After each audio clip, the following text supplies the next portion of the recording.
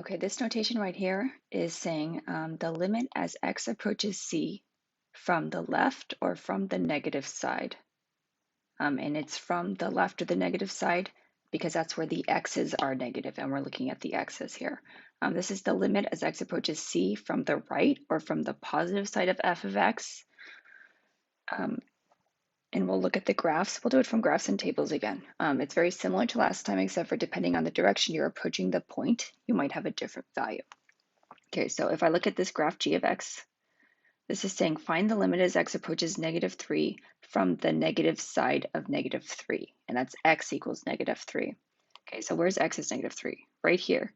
The negative side is from the left, so I want to come at this point from the left. So as I come this way,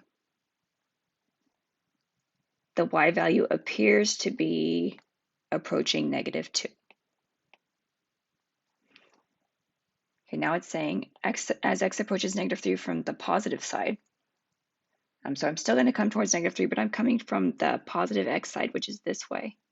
In this case, the y value still appears to be -2. Now the limit as x approaches -3. Well, if I approach it from the left side and it's -2, and I approach it from the right side, it's -2, then no matter which way I approach it, the limit is as x approaches 3 will be -2.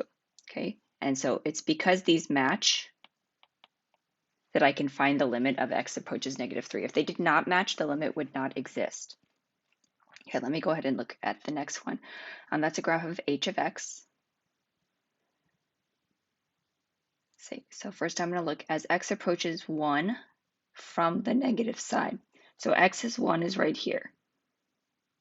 So I'm either here or here. If I approach from the left side, oh, this is the right, this is the left. So if I look at the left half of the graph, as I approach x is 1, the y value appears to be 1. Now I'm going to approach 1 from the positive side. X is approaching 1 from the positive side. So x is 1 is still here, but if I come from the right side,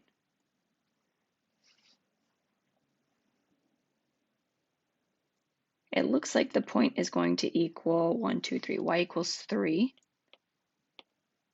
Okay, now it's just asking what's the limit as x approaches 1. Well, because from the left side it's 1, but from the right side it's 3. In this case, the limit as x approaches 1 does not exist. And that's because there's no clear answer, or because these don't match.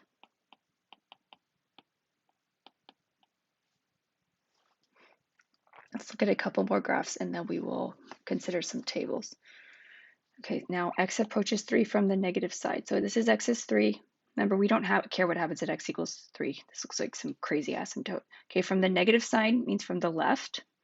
So if I come from the left side at x equals 3, I'm on the left part of the graph, so I'm going towards here.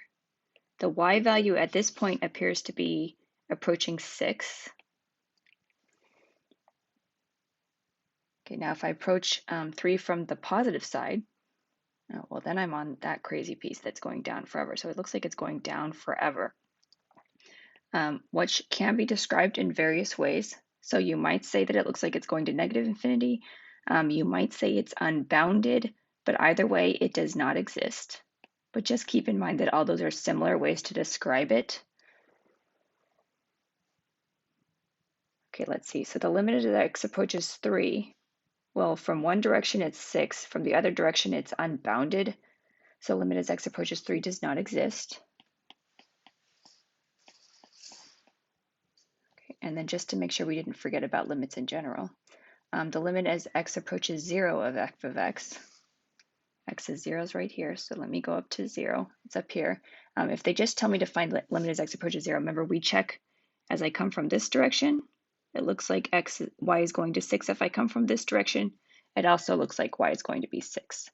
So remember, if there's no positive or negative, or from the positive or negative, we just look in both directions and make sure they match up and see what they conclude. Okay, let's look at this last crazy graph. Okay, first we have limit as x approaches -1 from the negative side, which is the left side. So whereas x is -1 is here, there are two pieces to the graph. So if I look at the left side, it looks like the y value is going to +1. Okay, now let's see. The limit as x approaches 0 from the positive side. So x equals 0 is here. And I can see on the left and right side, two different things are happening.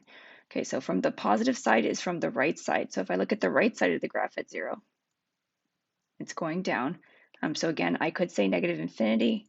I could say it doesn't exist. They're both good ways to describe it, depending on what Khan asks you. I like negative infinity. I think Khan will say something like unbounded or does not exist. Okay, now let's look at x approaches 2 from the positive side. So x equals 2 is right here. From the positive side is the right side. So if I go like this, it looks like the y value is going to be 1. Okay, now let's look at negative 2 from the negative side. So x equals negative 2 is here. If I approach it from the left side, I'm going here, and it looks like the y value is approaching 0.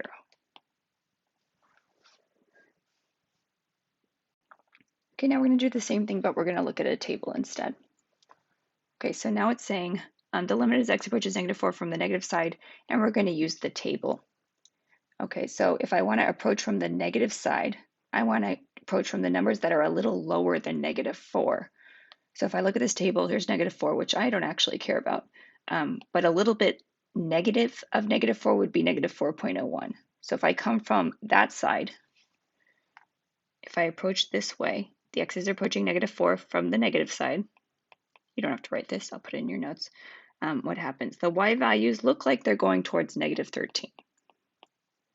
And I still don't care what actually happens at negative 4. Okay, now if I approach negative 4 from the positive side, so if I say this is negative 4, if I go a little bit more positive, it would be negative 3.99. So from this direction, this is approaching negative 4 from the positive side. The y values also look like they're approaching negative 13.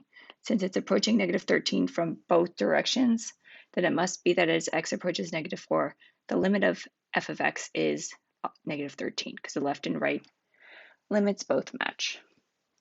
Okay, let's look at the next one. Okay, the limit as x approaches 8 from the negative side of g of x. Okay, let me look at my table. 8's here.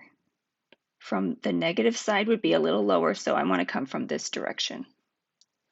So as I'm coming this way, which is the limit as x approaches 8 from the negatives, the y values look like they're going towards 3. Okay, let me try the other direction. Okay, if I approach 8 from the positive side, that's from the 8.01 side. The y values look like they're going towards negative 5. Okay, because the limit from the negative side is 3 and from the positive side is negative 5, they don't match, so the limit does not exist. Okay, and remember, it does not matter what actually happens at this point. So if this point was gone, don't use that point to make your conclusion when we're doing limits. Okay, one more. Okay, the limit as x approaches negative 1 from the negative side. So I want to be a little lower than negative 1, which would be negative 1.001. So if I approach from the negative side, that's here.